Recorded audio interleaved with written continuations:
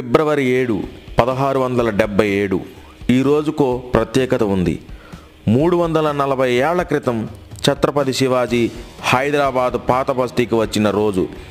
హిందూ సామ్రాజ్య నిర్మాత శివాజీ మహారాజ్ పేరు విన్న ఆయన వీరోచిత పోరాటాలు విజయాలు గుర్తుకు వచ్చిన మన రోమాలు నెక్కపడుచుకుంటాయి.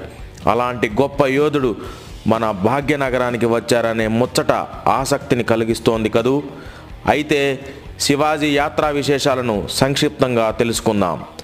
మొఘల సామ్రాట్ ఔరంగజేబ్ గోల్కొండ సామ్రాజ్యంపై కన్నేశాడు. మరోవైపు ఛత్రపతి శివాజీ తన దండయాత్రలతో ఔరంగజేబ్ కంటిలో నలుసైపోయారు.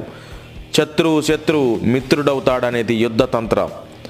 అలా శివాజీకి గోల్కొండ పాలకుడు అబుల్ హాసన్ తనీషాకు మైత్రి కుదిరింది.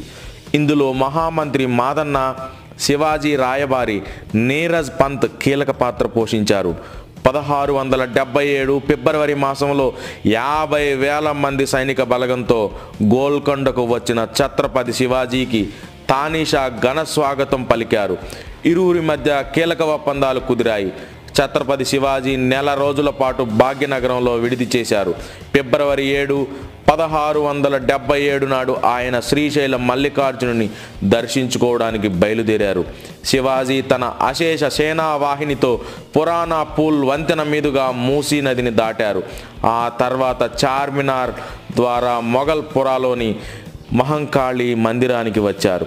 ఆ ఆలయంలో ఛత్రపతి శివాజీ చాలాసేపు ప్రత్యేక పూజలు నిర్వహించారు. ఆ సమయంలో జై భవానీ వీర శివాజీ అనే నినాదాలు మార్మోగాయి. శ్రీశైలం వెళ్లే మార్గంలో ఉన్న మహేశ్వరం శివగంగ ఆలయాన్ని కూడా శివాజీ దర్శించారు. మల్లికార్జున స్వామికి ప్రత్యేక పూజలు నిర్వహించిన శివాజీ బ్రహ్మరాంబికాదేవి గర్భాలయంలో ధ్యాన నిమగ్నుడయ్యారు. ఆ సమయంలో అమ్మవారు ప్రత్యక్షమై శివాజీకి వీర ఖడ్గాన్ని బహుకరించిందని చెబుతారు. శివాజీ మహారాజ్ శ్రీశైలం ఆలయానికి ఒక రాజగోపురం కూడా నిర్మించారు.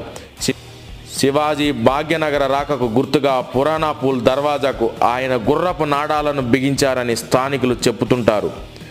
శివాజీ సందర్శించిన మహంకాళి మందిరాన్ని గోల్కొండ మంత్రులు అక్కన్న మాదన్నలు కట్టించారు. తర్వాత కాలంలో ఆ ఆలయం అక్కన్న మాదన్న పేరుతో ప్రసిద్ధి చెందింది. హైదరాబాద్ నగరంలో పలు చోట్ల ఛత్రపతి శివాజీ విగ్రహాలు కనిపిస్తుంటాయి. అయితే నేటి తరానికి అంటే మన తరానికి శివాజీ రాక గురించి పెద్దగా తెలియదు.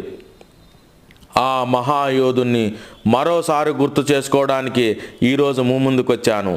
అయితే ఫిబ్రవరి 19 శివాజీ మహారాజ్ పుట్టినరోజు. ఆయన పుట్టినరోజును అందరం కలిసి సెలబ్రేట్ చేసుకోవాల్సిన అవసరం ఉంది. భారత్ మాతా కీ జై. జై భవానీ వీర శివాజీ.